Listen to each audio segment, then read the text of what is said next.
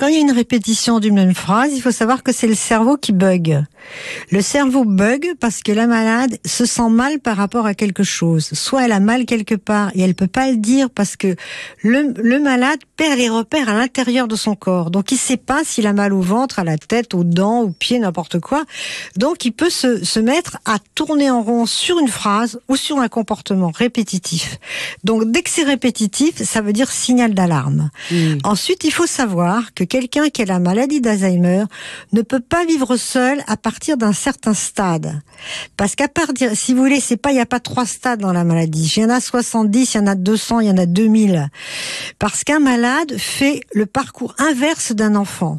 Si vous voulez, un malade, vous pouvez le faire lire, par exemple, et vous verrez qu'au bout d'un certain nombre de temps, d'années ou quoi, il va buter sur les mots difficiles, il va faire exactement l'inverse d'un enfant qui apprend à lire. Donc, il va y avoir un moment où ce malade, tout en étant lui-même la même personne et tout ça, va avoir comme moyen d'expression les moyens d'expression d'un cerveau d'un enfant de 5 ans, ou de 3 ans, ou de 4 ans, ou de 2 ans. Vous pouvez pas prendre un enfant de 3 ans, lui dire je te donne un studio, tu te débrouilles, tu fais tes courses et tu fais ta cuisine. Personne ferait ça. Mais vis-à-vis d'un ou d'une malade Alzheimer, beaucoup de gens le font. Et comment on sait et ça finit très mal. Comment on sait quel stade, du coup, Laurence, c'est difficile? Il faut observer et voir qu'est-ce qu'elle fait avec plaisir. Qu'est-ce qu'elle sait faire tous les jours. Il faut observer.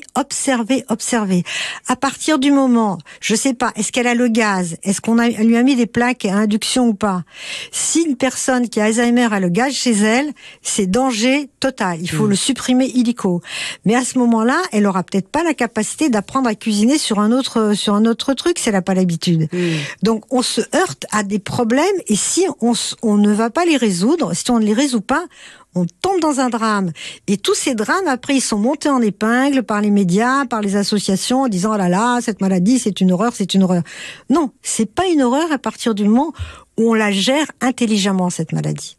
Donc il faut savoir exactement quelle est la situation de la personne.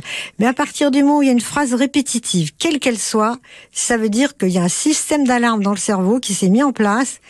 Et effectivement, il faut appeler Sherlock Holmes pour savoir où est le problème. C'est des fois très difficile à trouver. Mais ce sont des phases. Ça peut ça peut s'arrêter aussi dès qu'on a trouvé la cause du problème. Si on a trouvé la cause du problème, la phrase répétitive s'arrête instantanément. Ah, c'est dingue. Instantanément. Parce que si vous voulez, c'est comme un signal d'alarme. Si vous coupez l'alarme, il y a plus de problème. Voilà. Mais c'est très intéressant ce que vous dites, Colette Roumanoff, mais quand vous parlez de tous ces stades, pas évident de savoir à quel niveau on est. Non, c'est pas évident, mais c'est ça le problème. Si vous voulez, c'est pour ça que moi j'appelle ça la confusionnite, parce que la confusion va aller de plus en plus. Au départ, c'est 2 choses qui se ressemblent assez proches, et après, ça peut être des choses qui se ressemblent assez loin, mais qui, pour un malade, se ressemblent. Donc, il faut faire attention. Donc, il peut très bien, par exemple, allumer le gaz et pas mettre de casserole dessus. Ou mettre une casserole, mais pas sur le gaz, vous voyez. Donc, ça, ce sont des choses qui sont typiques de la maladie. Donc, à partir du moment où la personne a ce comportement, il est évident qu'elle ne peut pas vivre seule chez elle. France Bleu, c'est déjà demain.